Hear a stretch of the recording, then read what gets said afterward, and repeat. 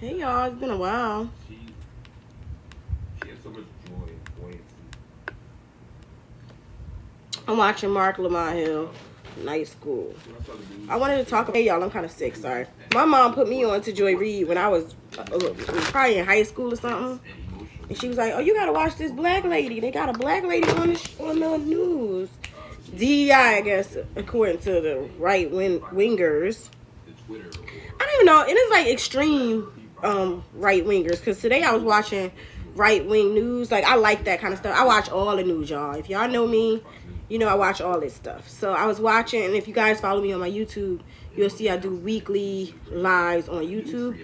And I started doing my lives on TikTok first, but TikTok, you know, they be blocking the black woke. Every time you type in black woman, it comes up as black woke. So if you're trying to be a black woman on here, you kind of get blocked. But that's neither here nor there. So my mom put me on to Joy Reid, probably like in high school, I would say. And she's like, oh, you got to hear about this girl. Like, she is talking her stuff. She's very outspoken. She's a lovely, smart girl. And I don't know if you guys know, but they try to make it seem like she's a DEI hire. But she is a Harvard graduate.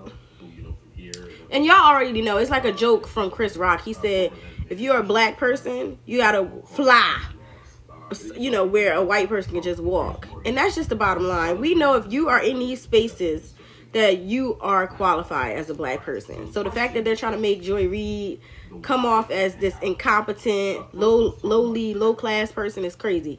But hold on, let me hear, because I was trying to watch a little bit of Mark Lamont. And that's why I hopped on today, too, because I don't want you guys to feel like, oh, this is over, Joy Reid is gone, like, and now they got the Rachel Maddow girl there, who she had decreased some of her time, but now she's going to be taking up a lot of the spaces that Joy Reid had. They always do that, though. It's like, because for them, now they're DEI higher, and this is why black people say it mostly benefits white women, is because they'll get rid of the black lady for the lesbian white woman, which basically also kind of, it hits that spot. Why you think they, like, which I always thought this was so weird, on the lesbian flag, so they got the LGBTQ IA, I think it's something like that, and they added B for black people, and I always said, why we on that flag? We not trans, we not lesbian. They othered us. And if you look at the new flag, because you know they add a different color to it, they added brown for black people, but they didn't add red for the Indians. They had yellow for the Chinese. They just added brown for black people. I always thought that was the strangest thing. And that's what you see with Joy Reid. The brown and the gay is the same to them. So it's like, it's other. They othered black people so much that they put us on the LGBTQ IA thing, you know. It's just really interesting how that's done. Even on Netflix, and I talk about this all the time, they have something called a composite character, which basically means when they're trying to fulfill a diversity quota in a film, they will put a character that is brown, a female, a lesbian, because it hits all those tickers. So what tends to happen is, if you watch Netflix, all the non-binary characters are South Pacific Asian, black women, or some kind of minority that happens to also be lesbian. So you'll see in movies that every single non-white woman in the film is a lesbian, because they trying to check all these boxes. And that's kind of what you see now, where they kept Rachel Maddow to say, look, we are still inclusive, because they would have got rid of her and the Latino lady and the black lady, because they're not talking about the other Latino lady they also got rid of, her weekend show. Her name, I forgot her name. Was it Alex or something like that? So it's not just Joy Reid. Joy Reid, obviously, black, talking about black people, the blacks, as Donald Trump likes to call us, is like, it's race baiting. So if you say something about black people, people like, they're getting punished. There's no greater joy than black suffering for certain people. So when you talk about Joy Reid, they get really excited about it. But there's a woman that was also cut as well. She's a Latino lady, But nobody talking about her behind, because it don't hit the same as it does to see this dark-skinned black woman get punished. And that to them is like the highest joy. Literally. No pun intended. So I was trying to watch, I already watched a few of these. I watched Don Lemon talk about it. And that's what I wanted to talk about what made me hop on quickly. There are other outlets. So Joy Reid, if I remember correctly, she already has a show. It's called Reid and Reid on YouTube. But I don't know why she's not talking about it yet. I guess she don't want to talk about this. See, look at this. As soon as I get on YouTube, they show me all this stuff from 1980s, 1960s, 1950s, black and white stuff. Because I just finished watching right-wing media. And I was watching this show called American News. I watched this other show called... let me look. Hold on. I was just watching all this right-wing media in the morning as soon as I got up. And now, look, I'm getting all this, the America's 1923 recommendations, because they want to keep you in your bubble.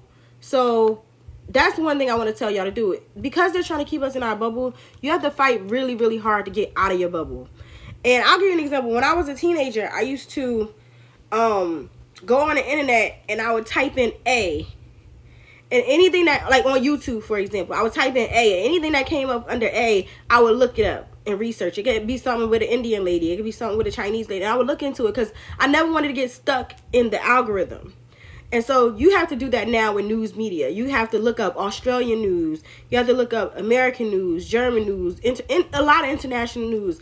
Because when you go to these places, all they have is Fox News. And so you want to see what their viewpoints are. And it'll help you like a better understanding of what's going on. Because just like we always say that the red are in like this cult following with Trump, a lot of liberals are also in a cult following with their news outlets.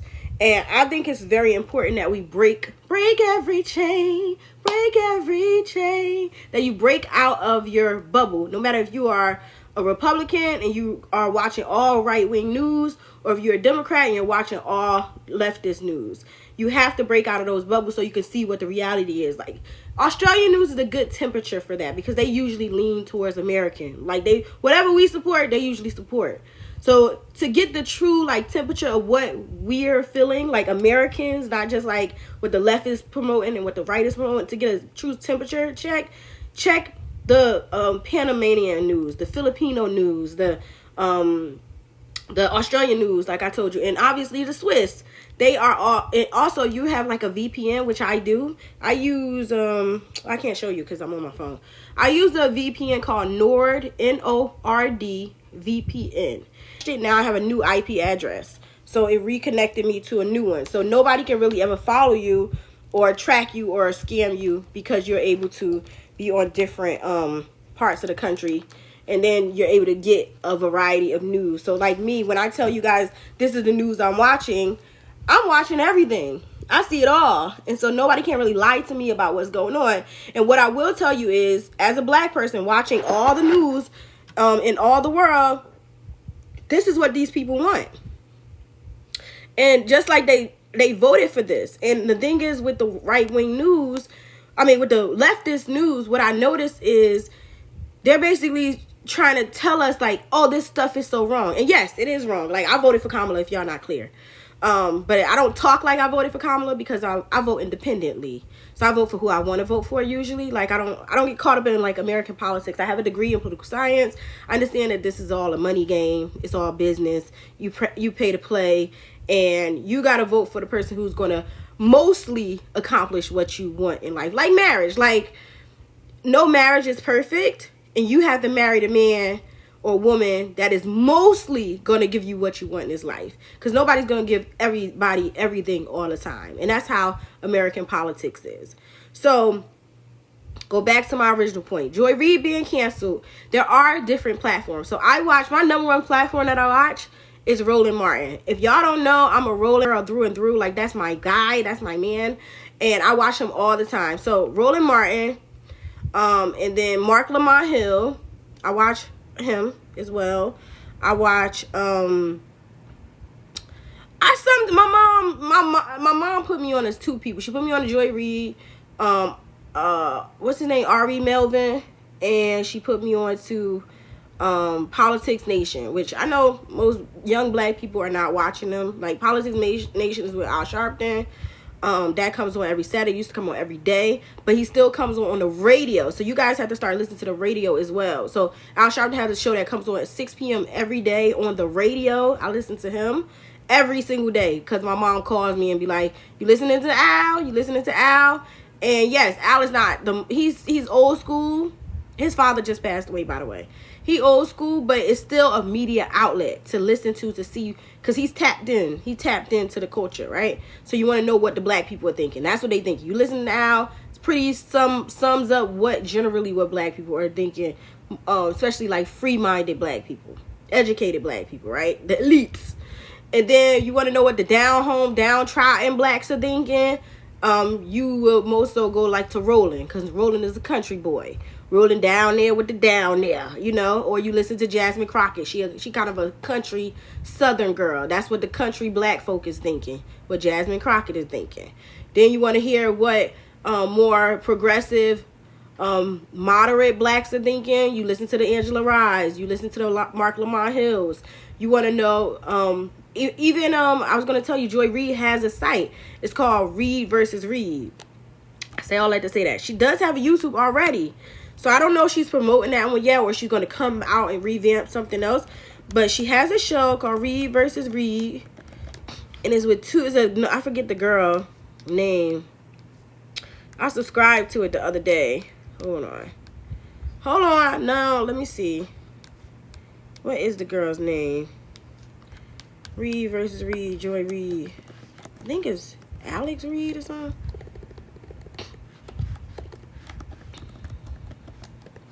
Let me look. It's not showing up now. That's just how the media blocks you out. That's crazy to me. Because I literally just watched the show. Let me go see if I can look it up on my search engine. I'm just going to Google. Maybe Google. Who? It's like they're all in cahoots now. Like the way media is being censored so much, it's hard to find the stuff that you're looking for. But I do subscribe to her on one of these channels. So let me look. So I can tell you the exact name. I don't know if she got... I literally just watched it like 2 days ago. Before the announcement came, before any word of the announcement came, I was watching the show. And it was either called... I think it was called Reid versus Reid. And my mother said the other lady name was Alex Reid. And she was like an OG anchor. She's like, oh, I know that other lady. That's Alex Reid. Because my mom was really into politics. My mom used to work for the U.S. Marshals when she was a teenager.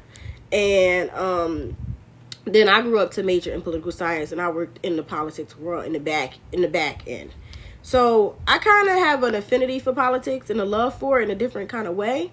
But at the same time, I don't get caught up in it. So I don't see it as... I'm MAGA. I'm a Democrat. I see it as I'm a human being and I have thoughts. And some people are going to put their thoughts to pen and paper and they're going to share it with us. And we have to either agree or disagree with those thoughts. That's just how I see it. As more simple. I don't see it as like something that we should take so wholeheartedly. Like, I wish politics wasn't so suffocating. And that's how I feel like it is now. That's why I created my page. Because to me, politics can be exhausting, suffocating, and unenjoyable when you're not sure and you're a little nervous about what's going on in the world. And I feel like as a people, black, white, in between, we shouldn't really be caught up in what these people doing. Turn the TV off. Turn the TV off. Don't worry about them. Don't worry about them because it's cyclical. The same cycle over and over again. I was watching Henry Gates' The Great Migration. And that's why I came on here today too. Probably just like calm the temperature and calm my own anxiety about it and talk to y'all. But I was watching Henry Gates and he did 4-part episode on PBS of the Great Migration, the Black Exodus and stuff like that. So point one he was making is that after Reconstruction and the Civil War was over, blacks had all this opportunity, kind of like where we're at now. Very similar. And even in the Bible, they've had times where things were all good, loving, and then some greedy, jealous king, emperor, person, whoever, Genghis Khan, Columbus, we've been here again and again and again,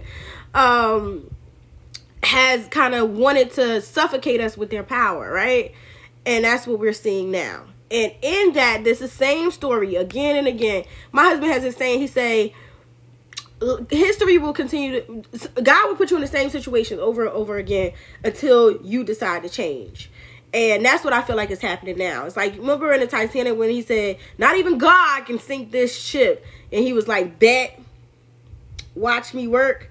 That's what's happening now. Like when Trump did not put his hand on the Bible, but you got all these Christians saying, Trump forgot, Trump don't like God. Trump literally said, I am not a Christian, but Christians are good people. The man said, I am not a Christian, but the Christians are good people. Just like the blacks. So he used you when he needs you. And it's like I was watching a Venezuelan, one of the elected officials, I can't remember her name, and she was crying and she was saying, he used us. We trusted him. He used us because they had something called immunity for people who were coming over to this country seeking asylum. And a lot of the Venezuelans that they have now villainized came here under Trump with permission to be here because they were coming from a war-torn country. And then that was during his first election, though, because so we know Trump A versus Trump B, he just flipped on y'all. And if you ever worked in corporate America, none of this is a surprise for you. Because when you're in corporate America, you could be so cool with your boss one day, and then the next day they will flip on your behind. You'll be like, yo, where'd my friend go? But none of them people is your little friends. You know that. So that's what happened with the Venezuelan people. Because he literally gave them kind of trusted immunity is what it was called. And protected status. Protected immigrant status. And he flipped on their behinds in the ninth hour and said, no, I'm not doing that no more. That was the old Trump. The new Trump is about this Elon. Bitch better have my money. He got the money. And Elon, he's so sassy. He's such a sassy babe. He goes, Putin wants me, but Putin can't afford me. This is literally what this man said. He said, I would hang with Putin, but Putin cannot afford me. So who affording you? Who the sugar daddy? Who is the sugar daddy, Elon? American people. That's why, you know how that's how he running it too. Like, you know how when you have a sugar daddy and you like, oh daddy, I need $1,000, whatever. And he like, I don't got no more money. I've been spending all my money on you. And then you like, yeah, but if you love me, you'll find the money. Trump said, I'm about to go to the damn treasury. I need to see Fort Knox. I need to see the money because my baby over here, babe needs the money. And I don't want to lose my baby. So they're really running this shit like sugar daddy, sugar baby. And Trump is the sugar daddy baby. Even though Elon got the money, but Trump got the power. And when you got, money don't exist, by the way. We are living on a floating rock in the middle of nowhere. So money is power. That's it. So if you have enough, it started with rocks, right? You got the bigger rocks. I got some rocks. Rocks changed to a corn. You got more corn. I got more corn. The rice, land. We trading things. And then eventually they said, oh, let's create these little coins. We got coins. You know, the English. Then now we got gold coins. We using gold to back up this money paper. But none of it exists, right? It really all started from your rock and my rock. She was my rock. Anyway, so that's how it started. So if you are in that mindset, like to really think about what this is, money does not exist without power. It's all about power. And so Elon, he can have a billion, trillion. They can create whatever number they want. None of it's real. The only thing you have is control, is power. That is what's real. That is what you can monetize. The power. You cannot monetize money. Because if all of us just say, I don't care about Elon, and ignore him, what is that money going to do? Money is so, somebody said, why don't these billionaires go, this is a comment I wrote on yesterday. Somebody said, why don't these billionaires just go on a yacht and drink margaritas? I said, you know why? This is what I wrote back in the comment. I said, you know why? Because they need low wage or free labor to make the motherfucking margaritas.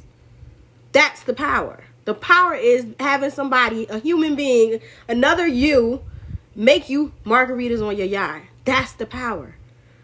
And that is why they need the money. So that is not just that, oh, I'm controlling Trump. I'm controlling the number one most powerful men in the world, which is the United States of America. And the way America has become so powerful is its alliances, is its allegiances, it's been the most fuck around and find out place, actually, ironically. And it's been the most, you don't start no won't be no shit. And it's been the most, we are going to make alliances with you guys because, and let me tell you how, because they've had people from all over. So you guys have to remember how America was built. It's built on criminals. English people would be like, oh, nah, send them to the Americas. They robbed and stealed and pillaged our land. Send them to the Americas. And because these are like Hunter Bidens, these are the elite, right? So it's not like they can take the son out. It might, let's say if you have let's think about Cinderella, right? Cinderella is really not all that of a story. Let's say the prince wanted to do something bad to one of them 12 girls he was putting the slippers on before he found Cinderella. And then they say, okay, well, he over here pillaging all these women houses, making them put shoes on. Just aggressive, the prince. We talk about Cinderella and how it relates to America. They would take that son and say, okay, he's the prince. You know, we can't really do nothing with him, even though he busting in these girls' houses and forcing them to put on these chopped up glass slippers. But let's send him to the Americas to go work the land. Or give him some land over there to get some slaves and let him be out of our country, because he keep, every time we tell him to go relax and go hang with Cinderella behind, he want to keep busting in people's houses and forcing them to put on glass slippers. So he's a bad guy. So let's get him out of here. So that's how America was built. The British, the UK, you know, they were like, let's get them out of here, these bad people, and send them to the Americas. And like I said, they were of power, of status, so they couldn't just put them anywhere. They had to put them somewhere. And they did. So then they sent them over with slaves. They sent them over with indentured servants. And they sent them over to build up the land. And when they got here, it was these little Indian people. And they like, oh, what are y'all doing here? This our land now. They literally like, all this barren land. Like, this is ours. Like, y'all, what are y'all doing? You don't see the beauty? We can build on this. And the Indian people like, no, we don't build on it. We love on it. And they said, fuck out of here. And that's what happened, right? So if you remember, if you know, that's the basis of how America started. Literally coming in. And then I'll even add more insult to injury. There's a YouTuber that was talking about this. I just watched this either last night or the night before, saying that it wasn't even like brawn. A lot of it was illness. They would come and bring their little sicknesses and their smallpox, and it would kill a whole slew of people, and then they would come back and there would be a bunch of bodies everywhere that they got to clean up. And they were like, oh, well, we not killed them. We the champions. And it wasn't that they were champions by brawn. They were champions by sickness and illness. And that's how they end up getting a lot of the people going from the reservation. A lot of Indian people died. Native Americans, not like Indians. Native American people died, not because they were losing the war against the Europeans, but it's because the Europeans were bringing over them sicknesses and wiping whole tribes out. COVID. So now, because of that, and that's happened a few times in history, because of that, a lot of cultures have, in formalized modern society, weaponized weaponized epidemics like COVID. Or I'm not supposed to say that on here, but COVID and Ebola, they will weaponize them because they know they will wipe out a mass majority of the population, and they use it as cleansing of sorts. So it's like it really is just all a game at the end of the day. And so when you see people like Joy Reid, who got kicked out basically of the system, remember when Kendrick on his thing, he's like, oh, you got these gangsters up in here, oh, you got these thugs, whatever. He's like, all right, he's like, the duck one life. Joy Reid is the one life. That's what they're talking. Y'all like, Kendrick ain't nothing but symbolism. Yeah, rooted in reality. Symbolism rooted in reality. The duck one life. It got too real. She got too black. And then he said something like, you know the game. Do you know how to play the game, Mama Sam? Uncle Tom, aka Uncle Sam, and they used a black man who has played Uncle Tom in Django. It It was so good. It was so much symbolism in that. To be Uncle Sam, who upholds the patriarchy, upholds racist systemic racism in America. And then they used like an Uncle Tom kind of character who, if you know the story of Uncle Tom's Cabin, he frees himself from slavery. And then Uncle Tom, and that's a good thing. So you're supposed to be like, oh, he freed himself. But the Uncle Tom, who's based off of a real person, had like a lot of like ideologies about black people staying in a place and knowing a place and remaining docile, essentially. And so what tended to happen was, at the end of the Uncle Tom Cabin book, the slave that freed himself ended up blocking a white girl from getting killed in the book. So he sacrificed himself to save a white woman. And that's what people say the bad part of Uncle Tom is. He was so loyal to white people. Uncle Toms essentially are the slaves that they could send all the way to the north to free states to go capture other black slaves, because they were so loyal to their slave masters that they knew they could send them up there to capture other black people and bring them home back to the South. Think about that mentality. And that's the mentality that is firing Joy Reid. Right? Because the woman who was in power, a DEI, like y'all like to call it for black people, but black people always remind y'all black are less than 4% of the DEI hires. Most of them are white women. But neither here nor there. They're still positively impact black people in the sense that it made them go to the black engineering conferences and hire them for the military, which they don't do now. Trump made it, you cannot go to the black engineering conference anymore to gather black engineers, which will probably not become engineers in the military, because if you've seen triple 688, something like that. Wait, 6888, that's what it is, on the Tyler Perry movie. If you watch that, she had all the brains, Kerry Washington's character. But because of white supremacy, they were like, you can't do this. She's like, I can't sort some mail. I can know how to sort mail. I've been washing y'all clothes and cleaning y'all shit. I come from a well-to-do family. And she basically, they gave her 6 months to complete this task of sorting the mail. And y'all know all them beautiful movies where the white girls are reading their mail from their soldiers? That was black women who did that. That's what the movie is about, 6888. Black women had 60 days. We're given 6 months to make sure that the mail that had been back ordered for like 2 years, it was like more than 12, 13 months. It was like 14, 15 barracks of mail. They had to go through it and sort it. And some of it ain't have names on it. Some of it had blood all over it. They go through all this mail and make sure it was sent out within 6 months. They did it in 90 days. They did it in 90 days, but they're DEI. Nobody else could do that work. But they did. They were able to look up different perfumes, like, because, the girls would spray the perfumes, and they would say, okay, this perfume is created in this region. This perfume was created this is black women now. They would look at the fabrics on clothes, because black women are the one washing your clothes. Black women are the one tending to your children. So we know certain things. So they were able to look at the garment and see the material, where the fabric was, and know which region of the world that could have been from, of America that could have been from, and which region that those particular names match those particular soldiers. This is what I'm saying. So it's like, it's just frustrating when you see how tilted things are, and they say, oh, it's DEI for us. So the Joy Reid lady was fired by a white lady who actually worked really well with Don Lemon, talks highly of her. Mark Lamont Hill talks highly of her, and even Rachel Maddow, who gave a beautiful going away for Joy Reid. But again, these are still women that hold up the patriarchy, because if they were really about their life, they should have stopped. They should have all protested for Joy Reid. But they're not going to start protesting for Joy Reid until they fire Rachel Maddow, because she's next. Yeah. Because y'all think Trump just coming for us. Just like with the Latinos, they thought they were just coming for us, and then he came for them first, and then they came for Joy Reid next.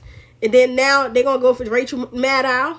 And at the end of this, all of this, when it's all said and done, they are going to have a white male only panel again. That's the goal. The goal is never to have y'all women in power in the first place. I took a course back in the day on women in history, and a lot of the movement, the momentum, is from men going to war. They never. It's like never let a freshman take your spot. The only reason women are in a predicament that they are is, remember I told you before in the past, they were killed from, the Indians were killed, the Native Americans were killed because of sickness and illnesses. Well, in the same way, during wartime, vets were killed in mass. So they were left with nothing but women in the country. Just like, all right, I go to different countries. My husband is Caribbean. And so when you go to their countries, they're nothing but women in them countries. Because the men leave. They go to England, they come to Americas, they go to different places, right, to find work. They go to Denmark, Europe, different parts of Europe. They might even go, end up in Russia, wherever they at. They just go to different parts because men want to work. And then the men will send, the Caribbean men, the African men will send the money back home. So a lot of these countries, you go to Haiti, you go to Guyana, and places like that, Jamaica, a lot of the country is nothing but women. And so you be like, where's all the men? They be here in America. And so same thing was happening in the Americas back in the day. When they was at war, the country was just filled with women. And the white women had to go to work because they still had to pay bills. So in order to pay those bills, they had to go into the workforce, right? Or if they had wealth and they didn't want, this go back to the Elon thing, if they had wealth and didn't want to go into the workforce, they would send their black people, their black cooks or their black thing into the workforce so their women could still stay at home, right? So the women end up picking up the slack of like cleaning and doing laundry and washing dishes and cooking. That's why you see microwave ovens became a thing. Beautiful kitchen attire, and women belongs in the kitchen. Yeah, because the black women belong at they black asses at work. So we had to go do the real jobs, right? We had to go into the hard, heavy duty, male dominated jobs, right? So you see a lot of y'all some masculine ass women, y'all black women. Yeah, because they had us working. So a lot of that, we had to do like the real grunt and brunt work. And then a lot of the jobs that we probably held, like tailoring jobs or secretary jobs or mail sorting jobs that were more feminine. And when the black men were home, the black men probably were doing more of the, low level mechanic work for the car dealerships, or they were in the factories with all the smoke and stuff like that in the worst part. And the white men were more in the corporate parts of it, the office parts of it, right? But when they asses went to war, the black women had to go in them facilities in the trenches, and the white women got the more glamorous work, the secretary jobs and things like that. That's how they all work. They do order in the lowly white women who were kind of more poor. They would do the jobs that the black women originally did, like the cleaning and the laundry and things like that. So that's how that all panned out. So at the end of the day, when men go to work and leave and they come back home, they're expecting a place for them to lay their head, a soft place to land. And they did not come to a soft place to land. They came to these loud, obnoxious, independent white women, black women, all women, because they had left us in this country to save it, essentially. So when they came back, like, all right, move over, ladies. It's time for us to take our spots back because y'all did a good job. Congratulations, Rosie the Riveter, blah, blah, blah.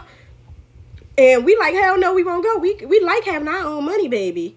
Thank you, husband. But we ain't going back in the house. So how can you force a workforce of women back in the house? Today. Right now. They're doing it now. It took them years. It took them years to get us back in the house. So that's what you're seeing. They've been working since Vietnam, since World War I, 1940s, 1920s, to get our behinds back in the house.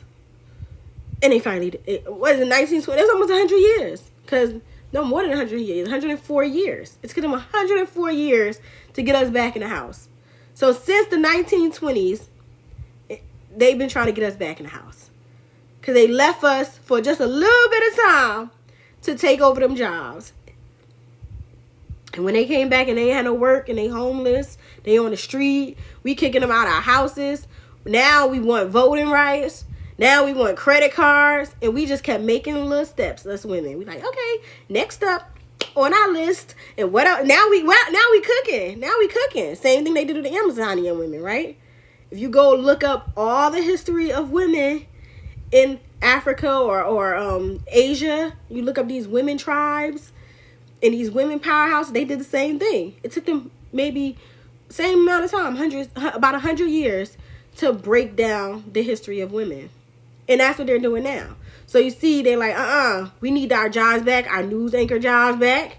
Even though that's dead. Podcasting, TikTok, where you guys are now with me. This is the future. So it's like almost being one step behind. It's too little, too late. Like the things that they want, they can't have no more.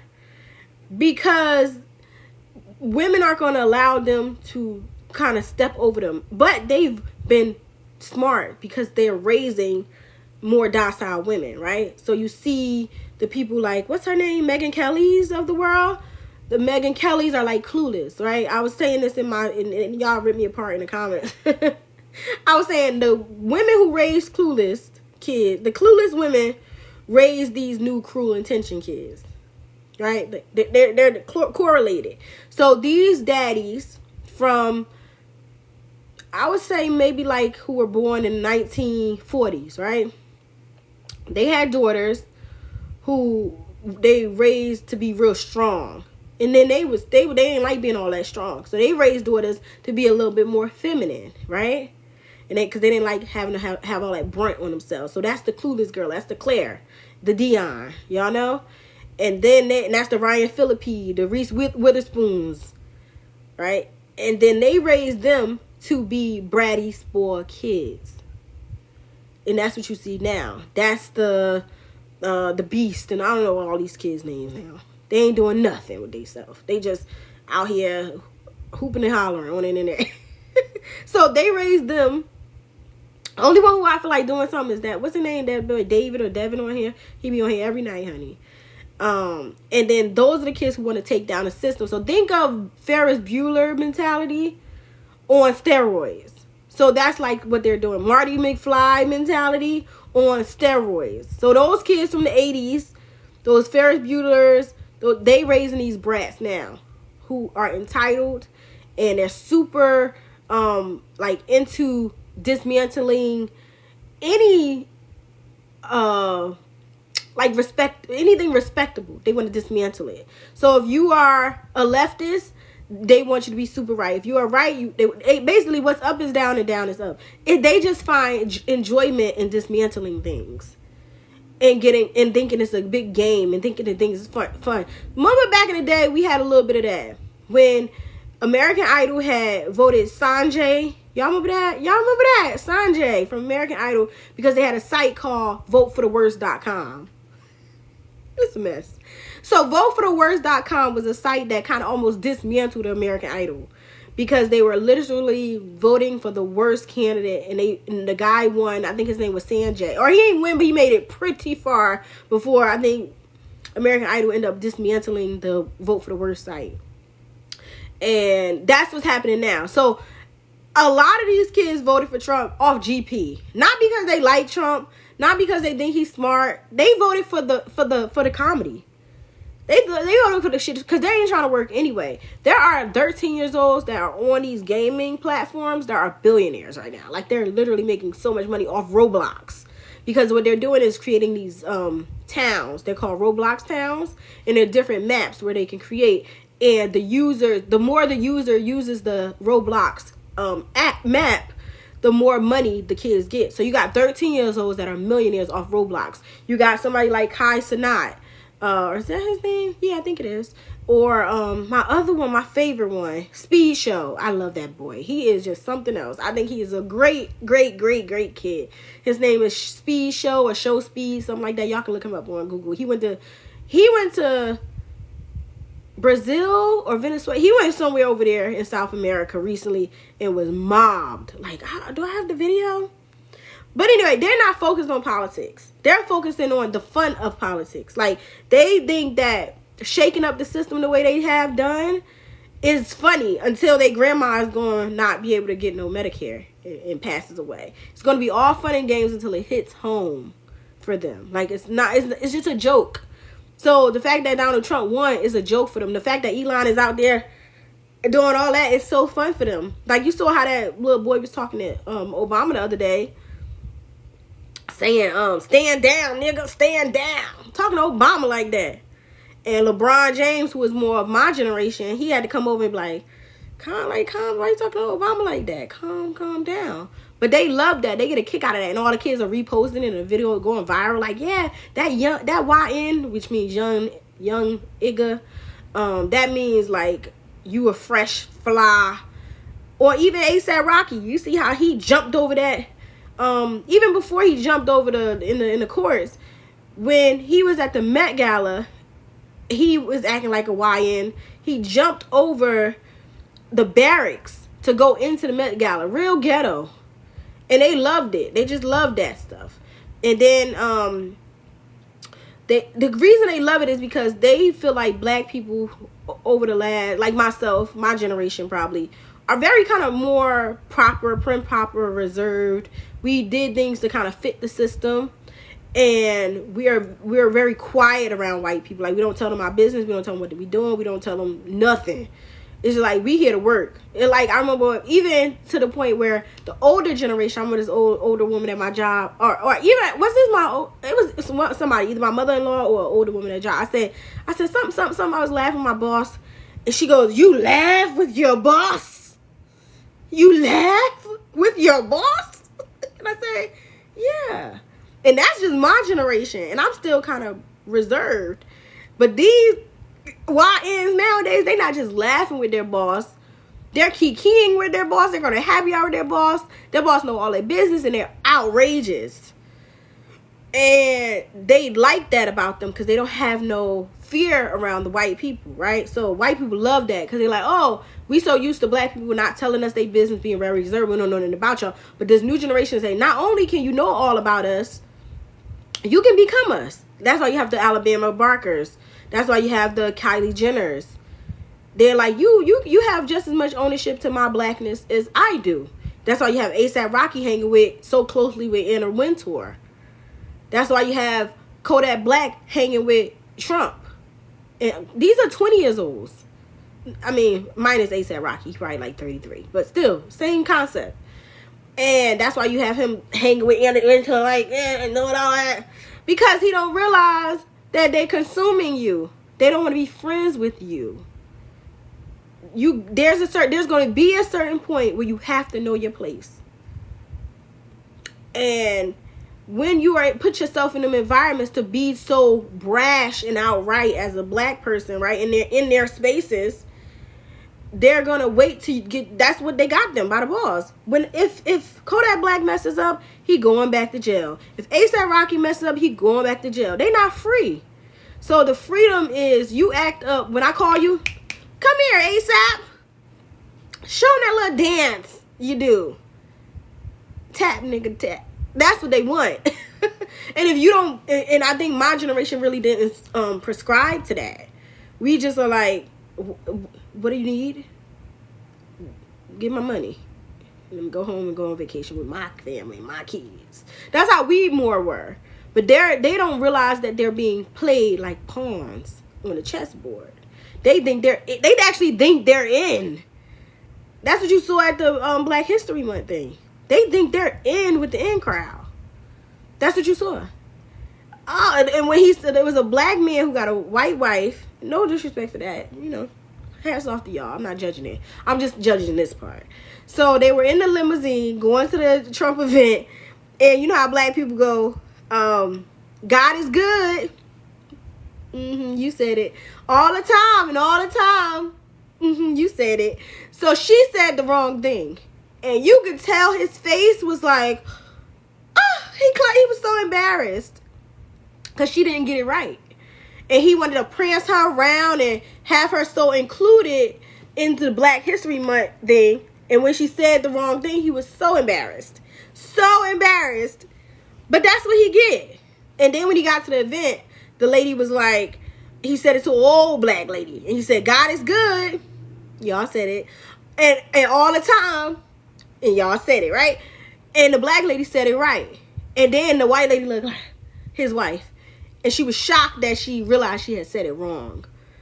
And that's what you see at the thing. So it's like they want to be accepted into these Trump spaces. They want to bring, and even Trump said to, what's the guy name?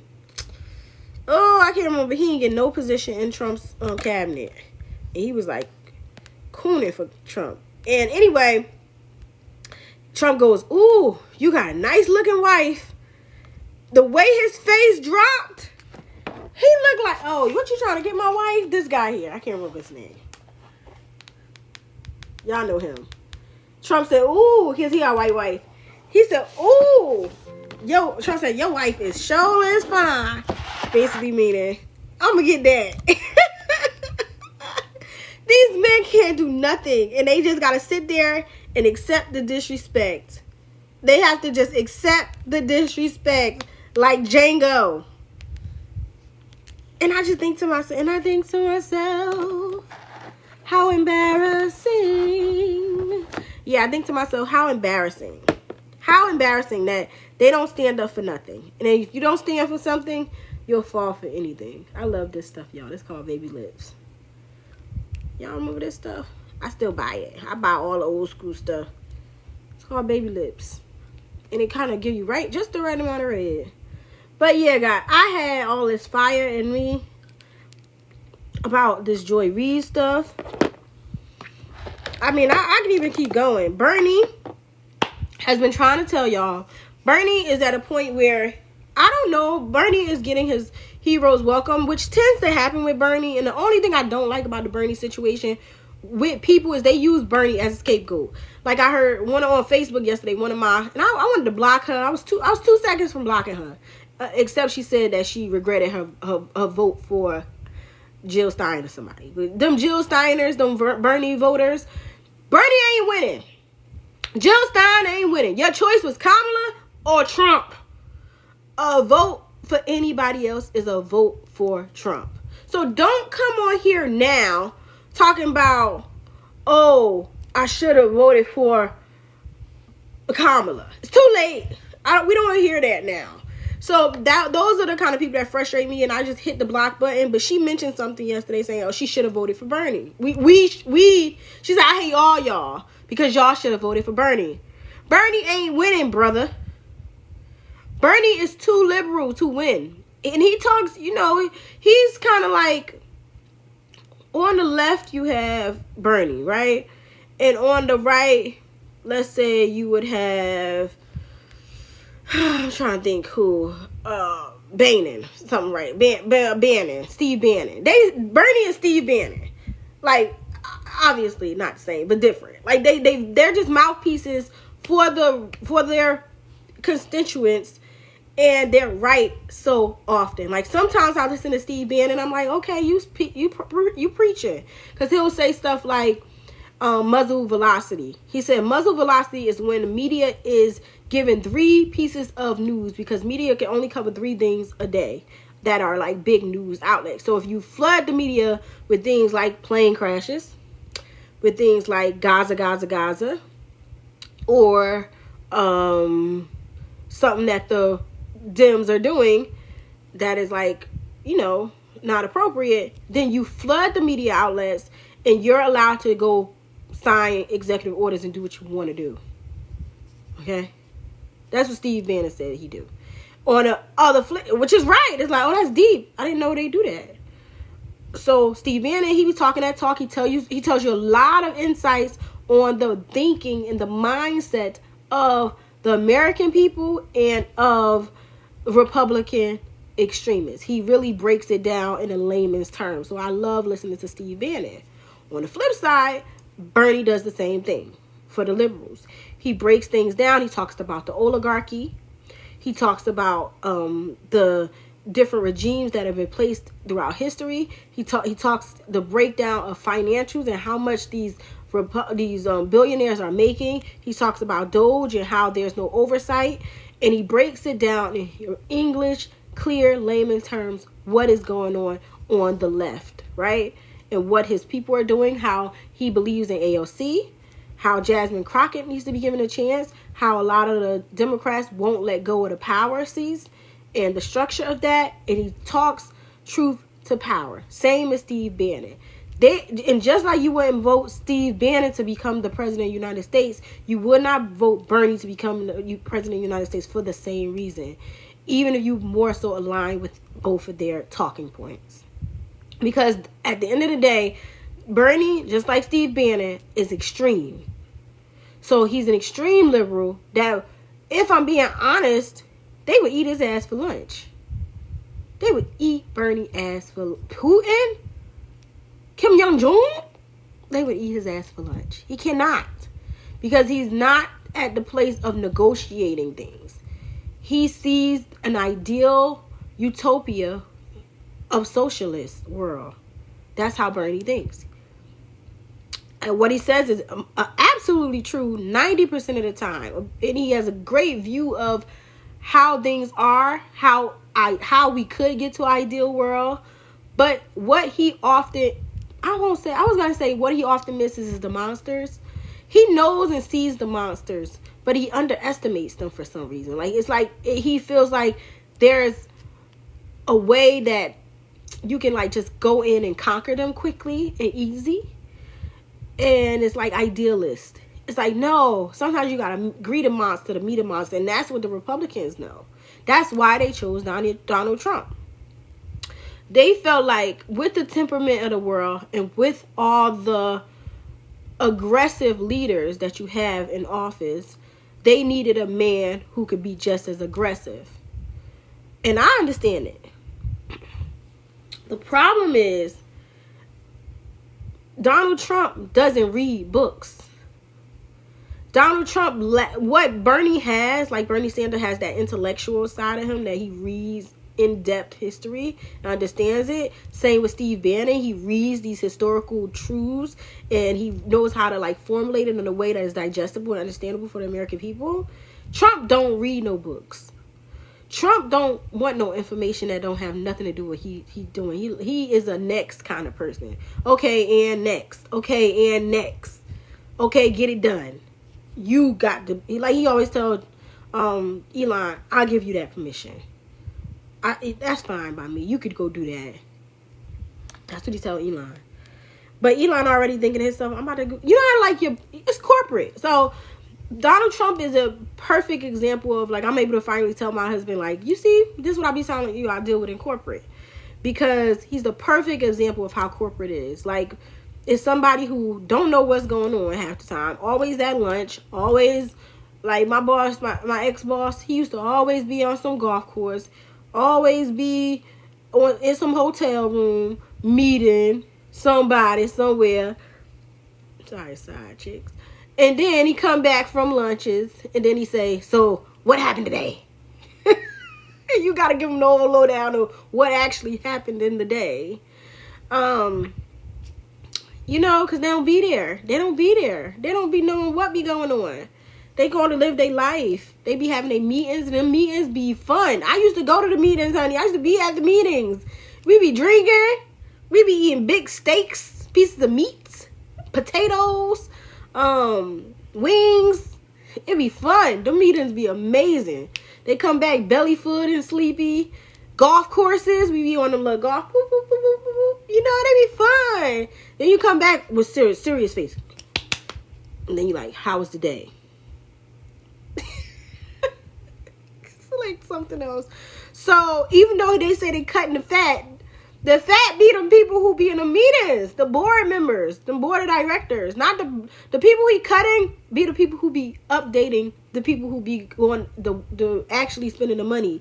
The people who make like $200K plus, they be the BSers. Them people making 50, 30K a year, they be at work. They be stressed. They be like, oh my gosh, like, today I got a deadline. I got to meet with Miss Linda, and Miss Linda wants to go down to quarterly. I got to give 3 deliverables to Susie by 5. I got to pick up my kids, do groceries, do my laundry, pick out, make a doctor's appointment for my husband. Like, that's what the people who are actually working all day. So Elon talks about give me them 5 list of things I did. It's going to be easy for them to give him a list of 5 things he did. But that's not his business. Because why are you giving this non-government agent person a list of 5 things you do in your department that could compromise America? He leaked. If you go to my page, I showed y'all a little snippet of the what is it, the Doge thing. But I'm gonna go now. Let's go to Doge, and I'll show y'all the website. Doge ain't nothing but TikTok. I mean, it literally looks just like Twitter, the old Twitter. Doge. Oh, let me see. I was just there. I don't know why it's not coming up. Oh, see how they trying to kick me out? Ah, they trying to kick me out, baby.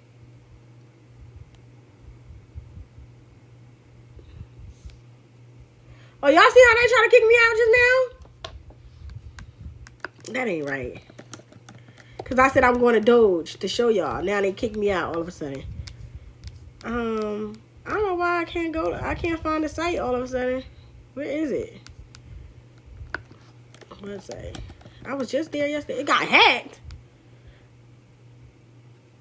Oh, it got hacked. This is what I'm trying to say. This is exactly what I was just saying.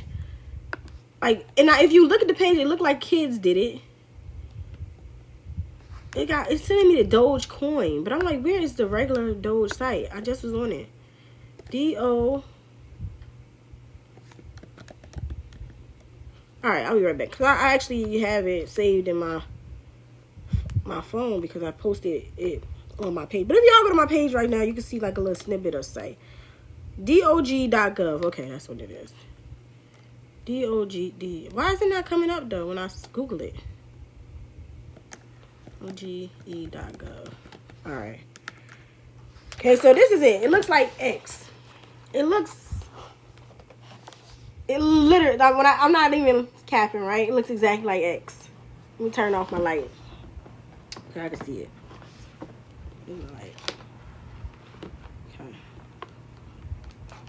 Okay, so look at this. So this is Doge. This is the website. This is the latest work. Everything you click into, it usually takes you to X. Let me see. Sometimes, they updated that. Before, when you click it, it used to take you to the X site, but now I guess they let you know that it's from X because it's there. So it's just tweets. It's not real. Let me see if I click this, what it takes me to. It's like, read more. So yeah, take you to x.com, and it's basically Twitter. And if I recall, Twitter is accessible to all of us. Like, everybody in the world can access Twitter, right? From what I understand. So everybody in the world can see this. Not just American citizens, which is weird to me. So yes, basically X. This is Doge site. Look how childish. Very childish. These are all tweets. If I go there, it's going. These are all like little screenshots. You know how easy it is to fake a screenshot? This is information. This is saying they terminate for convenience. It says today's contract update. 150 million, stealing value 235 million, including USDA contracts, food and nutrition for 3-day service, 3-day leadership retreat in Atlanta, which makes sense. If you have I can see people paying $265K. That's a lot of money.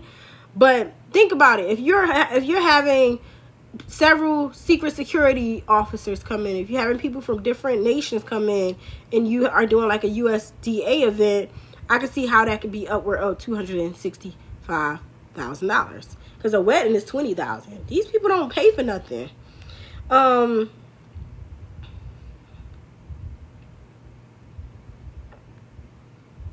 Okay, this is a school that was trying to be built in DC for $4 million, but it was never built. But they probably never got the money. Just because they allot the $4 million don't mean the $4 million ever come to them people. It says remained boarded up and empty ever since and acquired $24 million of deferred maintenance liabilities. So deferred, they didn't even get the money. Great transparency. A lot of this stuff is just, it's just bullshit. And so, all right, let me go to the savings. So look, it looks so spammy. This is the Doge site, y'all. I hope y'all start going to these sites. It's them telling us no breakdown. So let me show you how the Department of the Department of Labor sites looks versus Doge. Look how official. Sorry, I was a little cold. I gotta do another podcast later too. I gotta do my Give This Girl a Mic podcast. So I really supposed to be preparing for that one, but honey, I had to hop on here. This is just, sometimes you don't have time for fun and games. You know, the Get This Girl a Mic, my other page, it's fun. But this is serious business. Like, the fact that they're gutting people, like Joy Reid, that was a big shocker to me because I couldn't believe they got rid of her like in that manner. It just feels like, it feels dirty how they did it. Like, you know, somebody saying, oh, they did me dirty. That's how I feel like that lady had built up that channel. And if you know the history of social media and Fox News and how they do things, it makes sense. But we'll get back to that. So this is the department. I mean, it's kind of a little overhauled. It don't look how it used to look. It look a little funky and cheap too. It didn't used to look like this.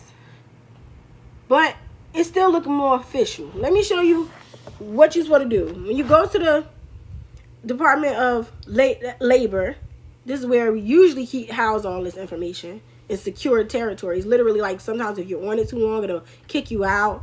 Versus Doge. All right, let's go to worker.gov so you can see worker information. And usually it'll give you like little list. Oh, they update. It's gone, y'all. No, because I just was on here the other day looking at Doge versus this site.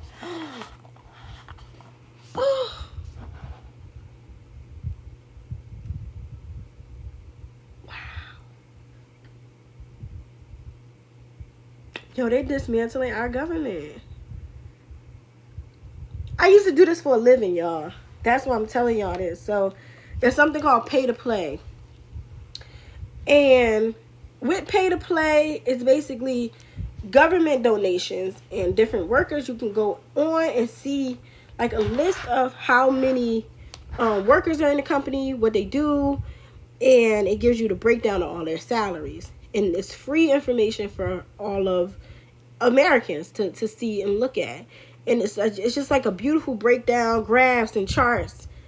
And you usually go on here and you can see that. And sometimes you can also go up and look up spending and giving. So that's what my job was. My job was to go in and look up how many donations like a candidate had gotten.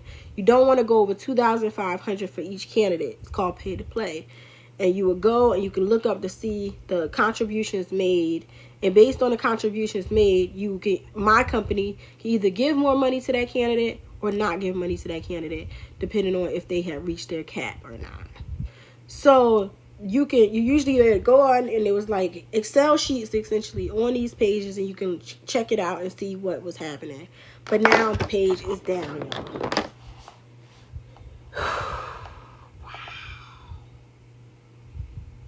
America has a problem.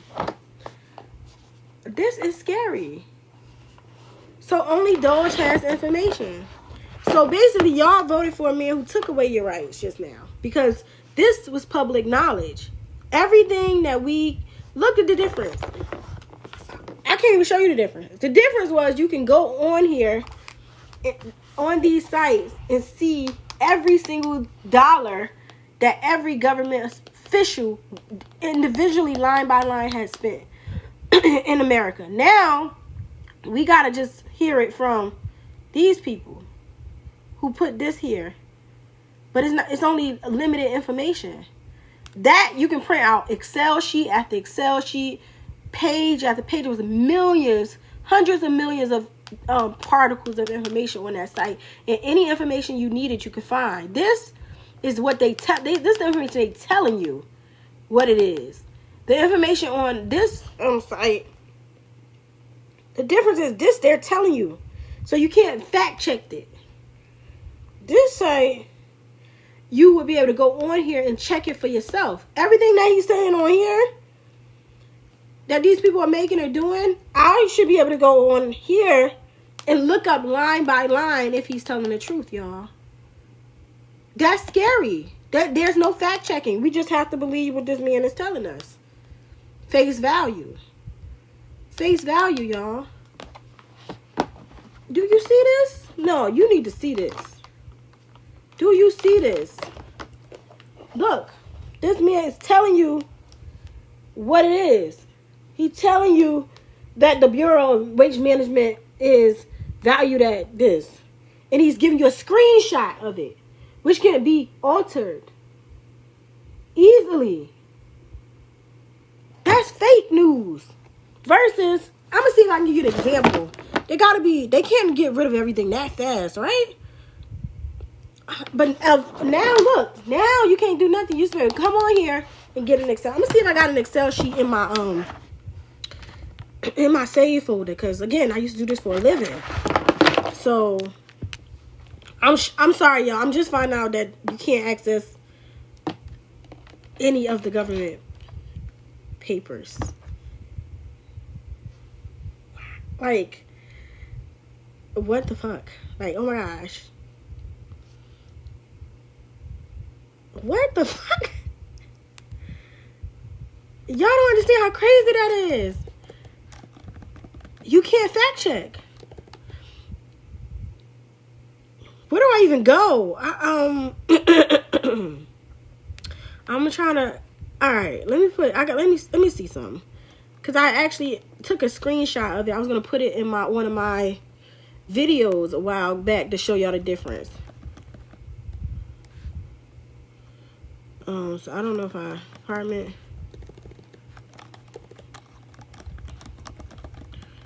But I might have just. This is Department of State. No, this is something else. Yeah, because I was gonna show you guys a video of how different the sites were a while back. And I might even deleted the video. Cause I said, oh no, I was like, I'll do it another day. And now there is no other day to show y'all the difference. So this just shows me, I think the message to me right now is, if there's something that you're thinking about doing, do it right now. And also take screenshots so you can show like the children or the past people, like you can educate them on like what was like, excuse me, so they know the right from wrong. I'm sorry, I'm shocked. What the? So where do I find that information now? Doge? But Doge is like a kid. They literally just are telling you stuff. Like, they're saying wall of receipts. They're saying committee for purchase of people spent this much. They're saying what is this one? Consumer Financial Protection Bureau spent this much. It's like kindergartners. Like, this equal this. This equal this. But that's not. But usually, the breakdown is something like the screenshot. You see the screenshot? But it ends. So imagine this, but endless. That's how it used to be. But even more, it wasn't all these like preset things. It was like line by line, page after. It was like millions of pages of things. So you can search anything you wanted. So like, for example, where's the Bureau of Financial Commerce, and it's they spent $9 million. It will show you who spent what. It'll give you their name, their station. It'll be like, Senator this person spent $2 million of the $9 million. This person spent this amount on the $9 million. It'll have a full breakdown of how much each person spent. Then if you click into that, it'll show you what that $2 million was comprised on. And then it'll show you like $2,000, $5,000 was spent on children camp, $5,000 was spent on housing, $5,000 was spent on Section 8. And then if you click onto that, it'll show you in this borough, in this district, that much was spent. In this borough, in this district, that much was spent. So it show you full breakdowns of that $9 million. This is just saying $9 million was spent, period. You understand the difference? Like, it's not transparent to say this big number was spent. What is more transparent is to say this big number was spent. This is how it's spent. These are the breakdown per district, per candidate, and how they spent that money. That's what we've lost. We've lost our access to full transparency. And now we're getting what they give us. And it's just showing these people to prepare the amount, and it's closed. It's kind of like, for example, as an admin, when I was an admin, this is something I would create. The one Doge, what Elon showing us, something I would create for my boss, just so he can give it to his boss. But my job to get to that $9 million, right? How do I get to that $9 million?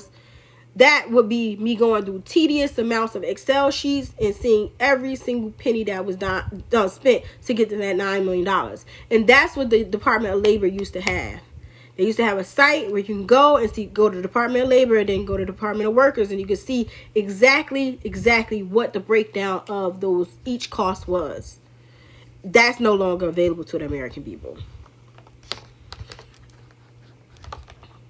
And what does that tell you?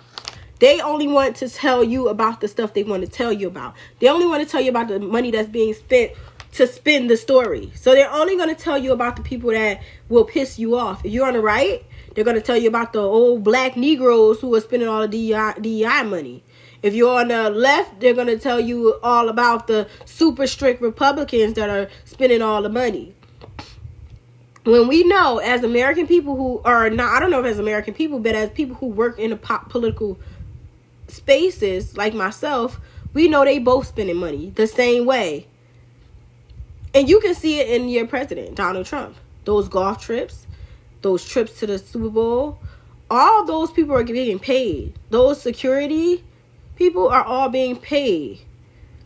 And that is all coming from the taxpayers' money. Those private boxes, that's going to be charged off to the government.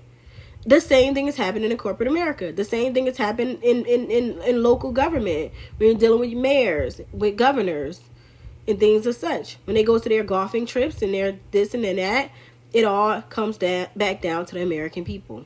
And that's for, I would not even just say it's just Democrats. That's definitely for Republicans, because they do it in corporate America, right? Like, a lot of them come from the corporate America world, because a lot, and you go back to the execs, like you go to the high execs. When a high exec, for example, say they work for, we'll just throw something. Say they work for AT&T or something, right? Or if they work for Verizon or something. If you have a Verizon exec that is working at the top, like one of the CEOs, when he goes to his conferences for, advancement of cellular media, they had them kind of conferences, and that weekend the flight is paid for. That's going to be a first class flight. The hotel is paid for. That's going to be a 5-star hotel. The food is paid for, all inclusive, and the drinks are going to be comped. And he's going to have to do, or not him, when he gets back, he's going to give his assistant the budget sheet, and the assistant's going to charge the shit that he charged. Going to look at the receipts, put in a request, and he's going to be able to expense those things. Same thing has happened with American government, except we are the one fitting the bill versus the company. So if you don't have a full breakdown of what those expenses are, how will we know? And we just get the big bill in the end, because the department, the financial aid department, is going to say, okay, this is what he spent, but I need a receipt for this. I need a receipt for that. They're not showing you the receipts. They're just showing you the bill. And the old Department of Labor showed you every single receipt. So this is very important, man. And that's why they're getting rid of people like Joy Reid, because she is the type of person that she shows every receipt. She's not going to just take what they give you at face value. And you're going to see that a lot. You're going to see media shifting a lot. You're going to see media shifting towards what they're told to be said versus finding out the information of our own. And maybe that's just something that is an old school way of thinking. Maybe it's a wishful old school way of thinking. Because it could be because we are so used to doing that. I'll give you an example. When financial aid, for example, I used to work in financial aid, and so you guys do need a financial aid consultant or counselor. I'm your girl. Just any advice on that. If you need any advice, just let me know. Or your children, I can help them do their FAFSA and things like that for a little fee. So just let me know. But for example, with financial aid, they will, like, there's a progress to get us off of like the paperwork part. And so if you guys went to school in like the I'm still getting over a cold, guys, sorry, so I got a lot of, if you guys went to school in the early 2000s to college or something, you remember they did like had those long paper FAFSA forms, and those were like slow down the process pretty much, because you know you got to send paperwork here and there, and then again with the federal government being involved, you got to send things all the way to Washington to be verified, and then those things have to come back. So it used to take a long time to process those things. Now with the internet growing, you can do all those things online. So you can go to student, if you guys want to now, if you guys have kids, you go student.aid.gov, right? And it'll take you to the federal, type it in right now. It'll take you to the federal student aid site right now. And then you can create a login. I ain't gonna give y'all all my information. Well, this is free game right now, but that's how you do it. If you guys are wondering how to do it, you go to federalstudentaid.gov. You create your account, and then you put in your school, you put in your parents' information, you put in the student's information, and if you have a spouse, you put in your husband's information. Now that's something that's changed. Before, you didn't need to put your husband's information. You only needed one of the parents. Now you have to have both of the parents, unless the other parents like passed away or something like that. And or like if you guys are divorced and you're the primary parent, you didn't used to have to put the husband's information. Now you do. Also, if you had a step parent and it wasn't the child's father, didn't have to put his information. Now you guys have to put that person's information, her stepmom or stepdad. So a lot of little changes. So now the site is like this. I don't know why I'm moving so slow.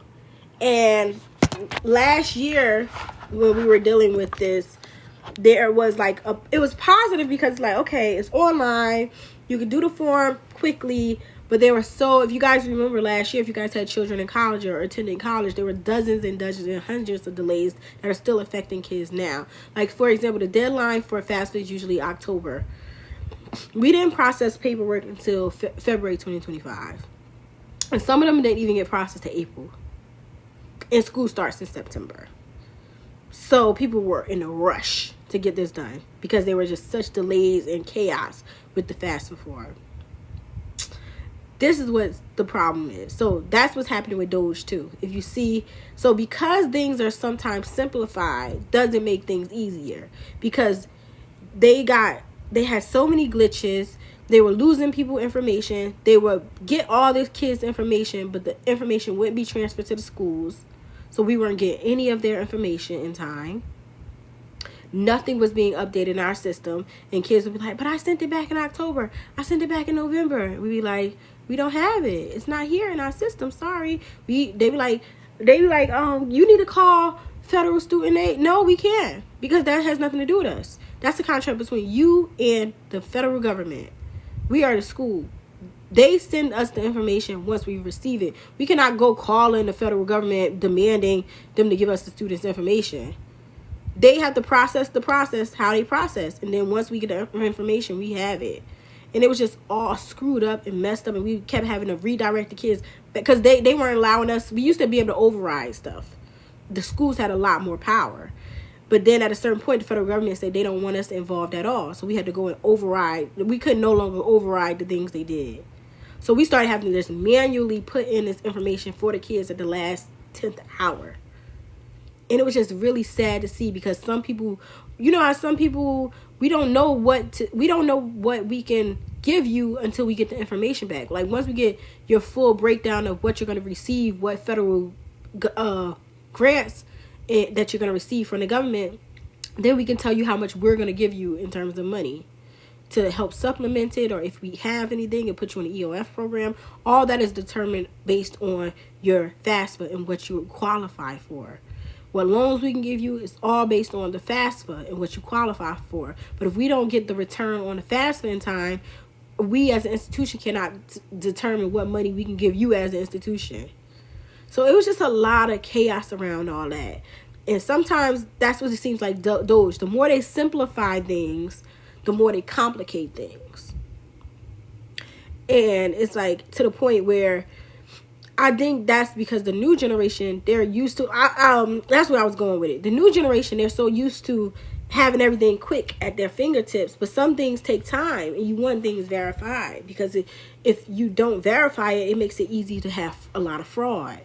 And I think with Doge, like, it's easy to make this into a fraud situation because they're just creating numbers. Like, we don't know where these numbers come from. They're screenshotting their numbers, but how do we know if it's true?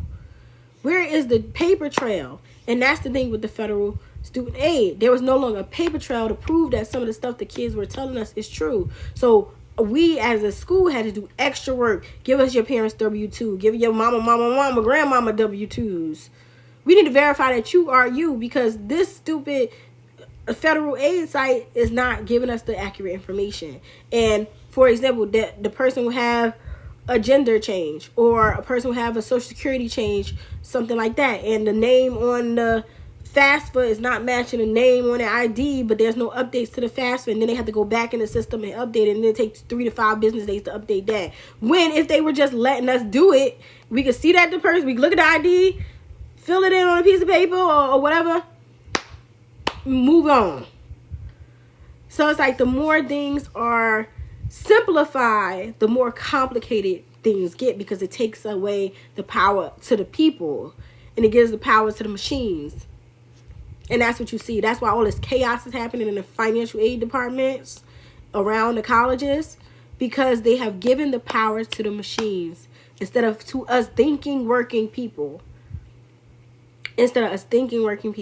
So sometimes you would come in and you would think it was going to be a normal day. And no, just like this says, a court issued an injunction preventing the U.S. Department of Education from implementing the Savings of Valuable Education SAVE plan and other IDR, which is income-driven repayment plans. As a result, the IDR and loan consolidation applications are currently unavailable. That was basically when Biden was saying he was going to give us free school back. And y'all know the whole reason that you have to pay for school in the first place is because of this, right? So college used to be free in America. It was a very free program that anybody can do. And then what tended to happen was they said, well, these Negroes, these minorities are trying to get into the colleges, so we have to make it difficult on them. So what is DEI about that? DEI should be difficult. I can't got no other words, but yeah, it definitely difficult. So that's what it is. Like, anything to make it difficult for black people, that's what DEI really is. And so they always do this. They, what's the saying? Spike they nose to hurt their face. Y'all know the saying. That's how it is with them. And that's what they did this time. They'd rather take down the whole government, all of America, because they feel like white men ain't working. When white men don't go to school, they don't be reading books. Just like I told you about Donald Trump. A lot of them don't be reading books. They don't want to go to school. So now they're making a penalty. Oh, y'all smart ass black women, y'all ain't going to get no jobs. Those was just DI degrees anyway. Even though we studied every night, blood, sweat, and tears, took the same test as y'all. But because we got them, they DI. It's going to be a day of reckoning. Because God don't like ugly. Y'all want to be Christians? My granddaddy a preacher. So let's talk about the real. God don't like ugly. And the way you moving in this country over and over again and again to spite black people. But guess what? The same story. Y'all, is the definition of insanity is doing the same thing over and over expecting a different result. You guys enslaved us. We got free. You guys, during Reconstruction, we created opportunity for ourselves. You burned down towns. So we said, okay. Then we rebuilt our towns. And tried to integrate and do what y'all wanted us to do. Then you said y'all don't want us around y'all asses, and y'all created the Jim Crow laws. Okay? We shall overcome and protest that. So, and then we got the Voting Rights Act, Civil Rights Act, and all that. We got into y'all schools because y'all basically said that y'all ain't had no money in y'all communities because we had boycotted y'all asses. And now y'all needed us back home. So, okay. So now we back in y'all communities. We thriving. We going to school. We getting our education. Y'all put the drugs into the communities because y'all said y'all Negroes doing too well in these cities that we know left and abandoned y'all for in the suburbs. Okay. So now we done sent our kids to college. First generation, second generation college. We got a whole new diaspora, Black and Caribbean people coming over and trying to do what they got to do for themselves. Okay. So now we are going to take away all your rights. We're going to make sure y'all don't go to school. Okay? There's going to be no HBCU funding anymore. Okay? And so now we are here. And so what's going to happen now is the same thing that's always happened in every generation forever. They're going to continue to shift and move and accept. That's the thing. Black people are so peaceful. We accept everything. Reconstruction era, accept it. Did what we had to do. Integration, segregation, Jim Crow. Okay. Y'all don't want us over there in y'all cafeterias? Fine. We accept it. Y'all the ones don't accept it. You burning down the towns when we created our own. Jim Crow, y'all segregated us. Y'all weren't making no money no more because we stopped getting on them segregated buses. So we broke down the buses, bankrupt the bus system. Okay, now y'all gotta let us back in. Same thing. It's gonna be the same thing over and over again. Okay? And so now we at a point where Black people feel like they gotta be quiet. They're gonna go back to their respective corners. You're not gonna hear from us. You don't see us in the streets protesting. We're gonna be quietly, just like last night. Joy Reid, y'all don't see she was out there outside last night, honey. Y'all think y'all done defeated her? She literally was on Black Women Vote, the same group of women that voted for Kamala and put that first initial $7 million or something like that down for Kamala. She was on that, blackwomenvote.com. We're on the email chain, baby. Yeah, and it was real quiet. It was a quiet little Zoom call, about 10,000 people, all Black people, organizing, doing what we do to support Joy Reid. Because wherever she go, we gonna go. So what's gonna happen is they're gonna bankrupt television. Turn the TV off. Turn the TV off. Turn the TV off. That's what Kendrick said, right? They're going to boycott TV now. They boycotted the buses. They're going to boycott TV. And guess who watched TV the most? Let me tell you the history. Let's start. Let's get to it. There's an episode of Roland Martin. I'm going to give all the credit to him because that's where I learned this at. I don't know why my light keeps showing. It's kind of annoying, but whatever. I guess it wants to be seen. But there's a episode of Roland Martin, and it's about a year old. And I did on my first live on YouTube. If you guys want to watch that, click my link in the bio. I did a whole full breakdown of it. So I'm gonna do a quick speed through of it this time. Roland talks about in 1994 or 5, somewhere around there. It was in the 90s. Let me just say the 90s, so I ain't wrong. There was a show called In Living Color. Y'all remember that? With Keenan Ivory Wayans, Damon Wayans, Marlon Wayans. I don't think Marlon was on there because he was a baby, but a few of the Wayans brothers was on there. Had a beautiful show. J-Lo was on there dancing as a fly girl. And this show was a hit. And it broke all the barriers. And this is the time where Fox was a brand new station. They didn't have no money like they have now. They didn't have nothing. It was the big conglomerates with CBS, ABC, and NBC. The big three, right? There was no little Fox. So Fox was trying to be the little engine that could and wanted to make way in the media space. So what Fox decided to do was inundate us with nothing but Black shows. We had Martin, we had Living Color, we had Living Single, etc., etc. So one year, every year the Super Bowl would alternate between CBS and NBC. So one year would be there, one year would be here.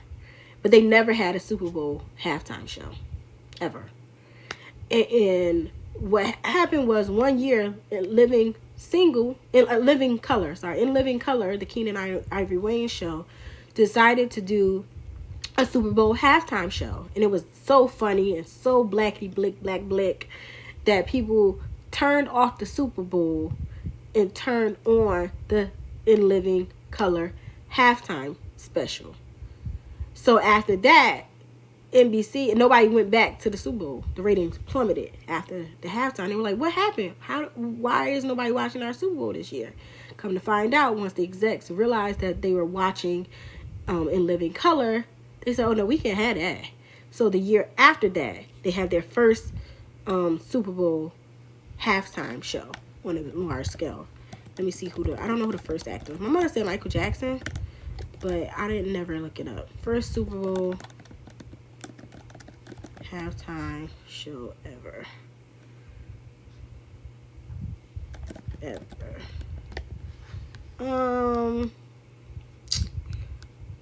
me see. No, they're putting gambling state. That's like high school. That's like college. I'm talking about for Major League. What do you call it? Major League or NFL halftime show.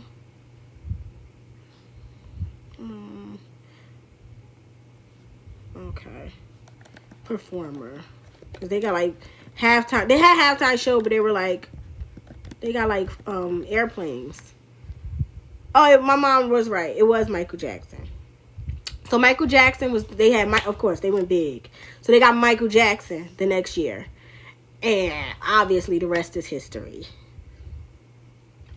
And so that just shows you the importance of your eyeballs, what black people are doing with them, and what they're watching. And they have something called a tent pole.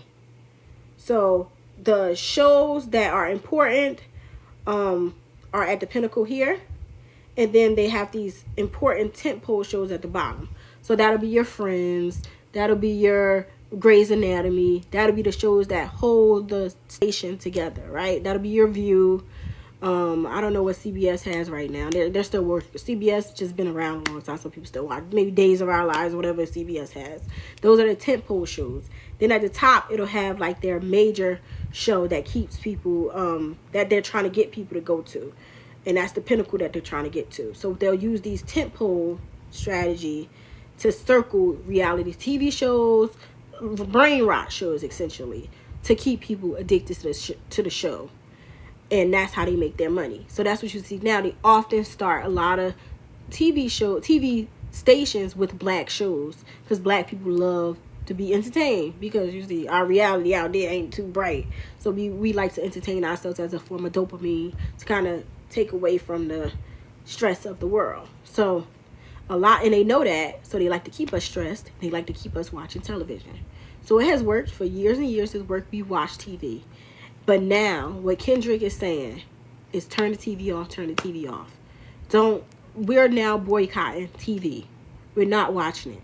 Watch the media and news outlets that hopefully you watch me, but watch the media and news outlets that you enjoy, that you want to see.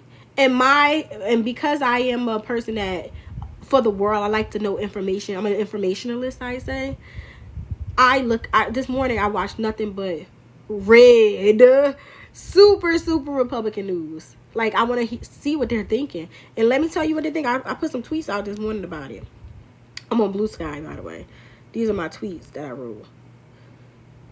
I said, I wrote a few of them 2 hours ago. I said, I'm watching right-wing media this morning. I watched a few news stations. I'm not going to mention them, but they're all focused on 1968. First, they showed a docile Dr. Martin Luther King.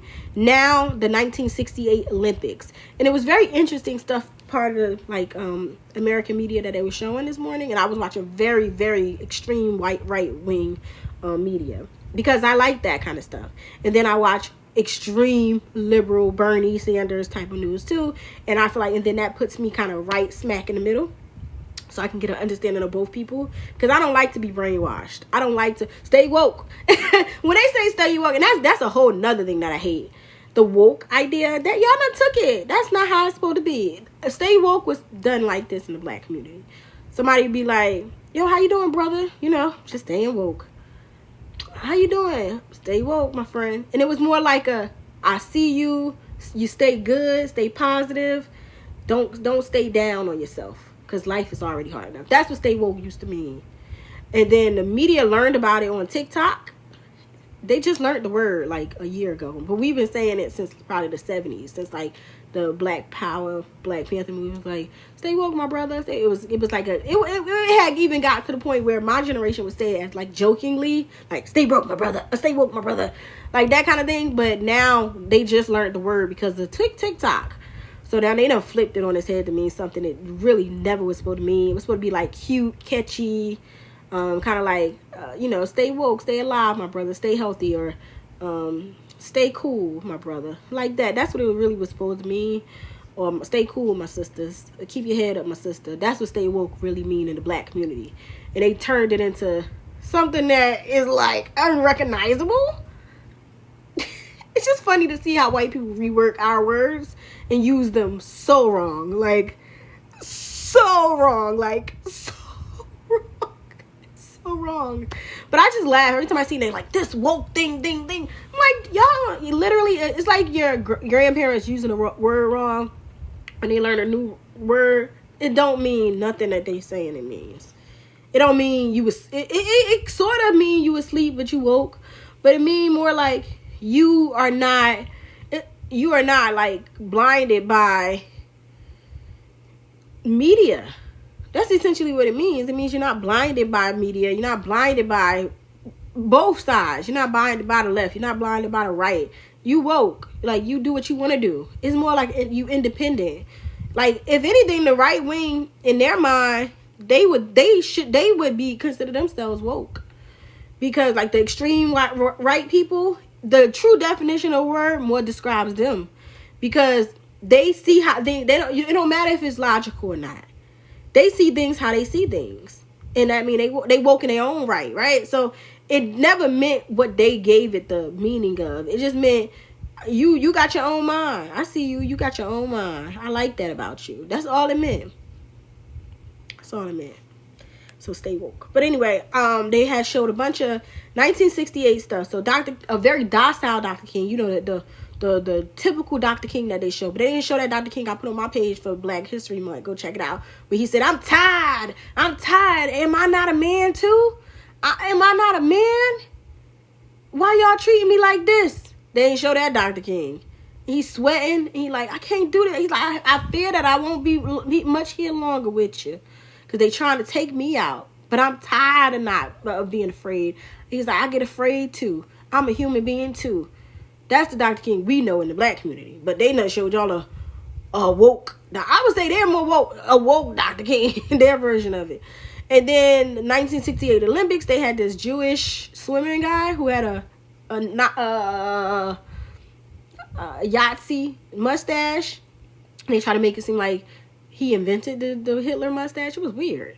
So he had a Nazi mustache, and he went to Russia, and they asked him why he got that mustache. He said, it makes him swim faster. He said the next year all the Russians had the same mustache, kind of implying that he's the reason Russians wear that mustache, the Hitler mustache. It was weird. So that was weird on right-wing media. It just be random. And that's why I watch right-wing media, because I'm like, what are y'all over here doing? I need to see what y'all up to. So they be up to nothing. What are they talking about? I ain't talking about nothing.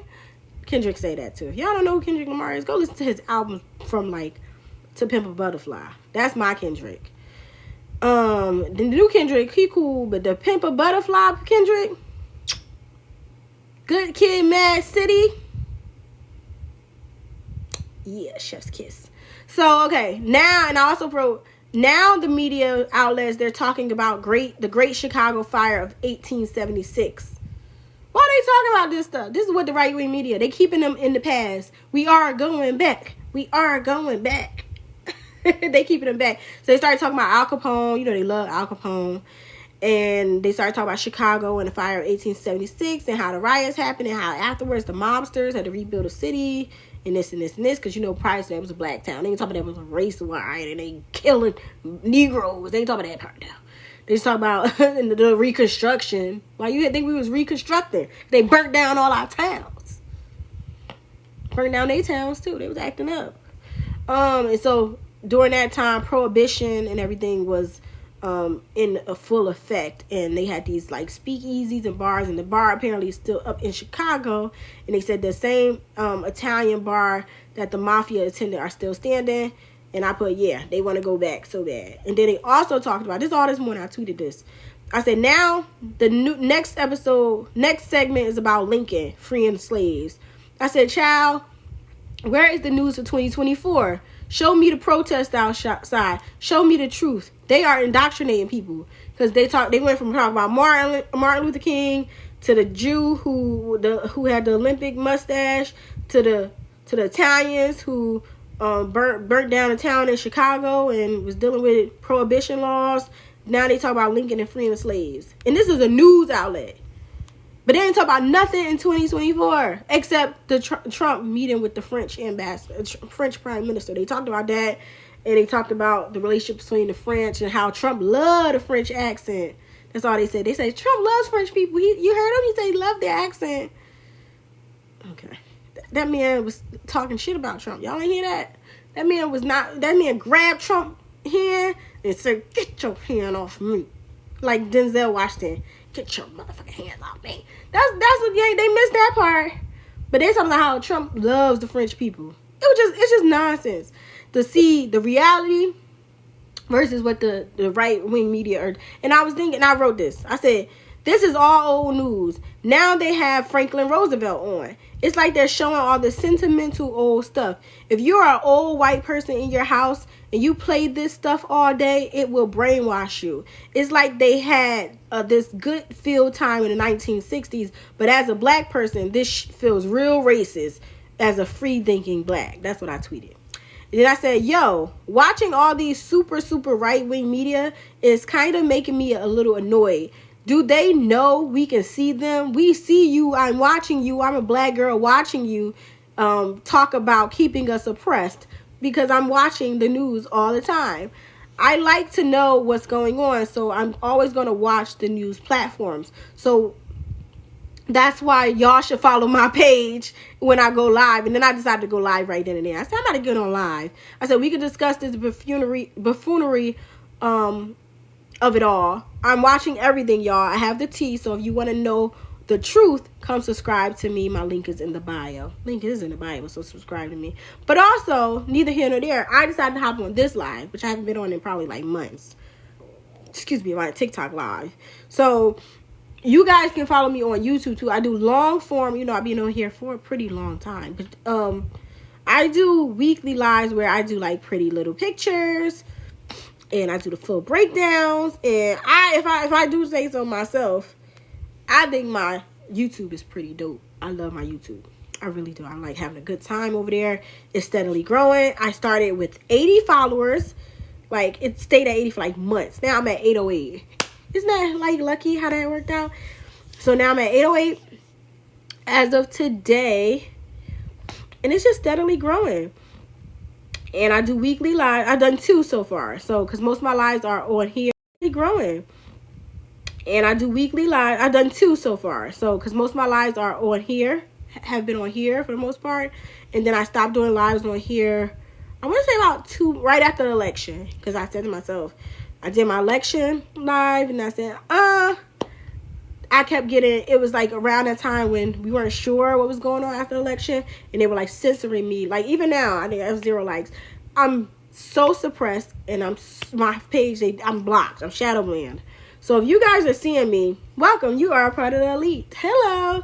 So yeah, I'm shadow banned. So I don't really come on TikTok anymore. What I will tend to do is do these lives. You know, they're shadow banned. And I'll post them to my YouTube live. So all this stuff we're talking, this crazy mess we're talking, this will be on my YouTube page later as just a regular video. And then my live stream, I'm trying to figure out a day for my live streams.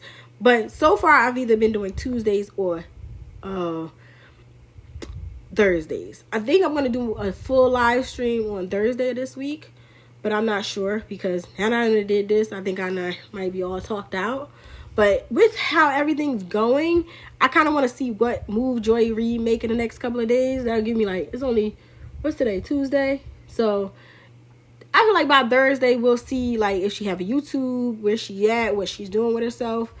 And we'll have kind of a good sense of what her next moves are. And you know, I want to support our girl.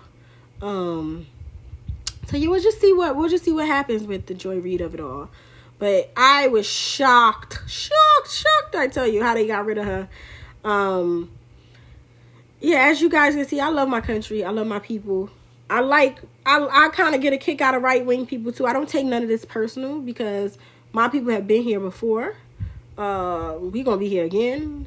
As long as you got brown skin, you probably gonna be in this situation, to be honest with you. There's just so much like visceral reaction to Black Americans. We're not the most well liked. People see us as violent, aggressive, rude, inconvenience. And I was reading a tweet from somebody. They said they teach their kids that they brought these slaves over here. They fought on the same side of the slaves, and then the slaves have been punishing them ever since. That's what they teach their kids about Black history. They said that's all the Black history, and they said stay away from them. So if that's the sentiment of a lot of people, that's their business, because we don't never be minding their business. We don't never be minding nobody else's business, if I'm being honest with you. You know,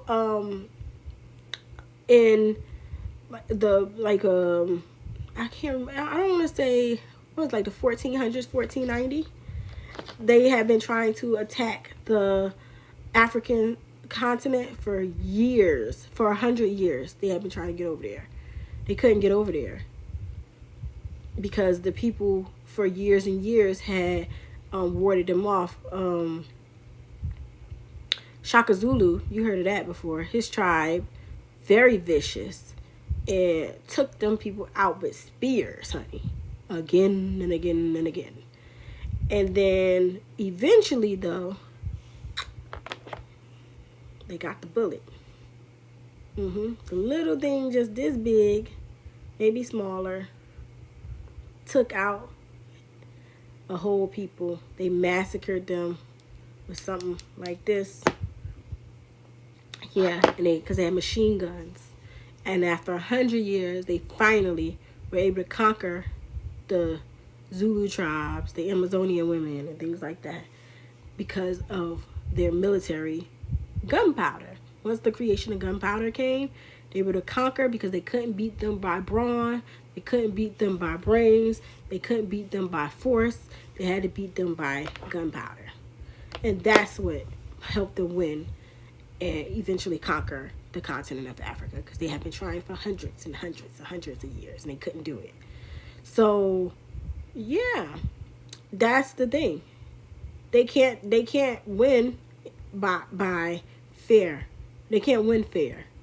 They have to use machinery, and now they're using Elon and his technology and his AIs to kind of destroy Black people, and not just Black people, minority people, and any people now. It ain't got nothing to do with race no more. I told my mom that. I said, it ain't about race as much anymore.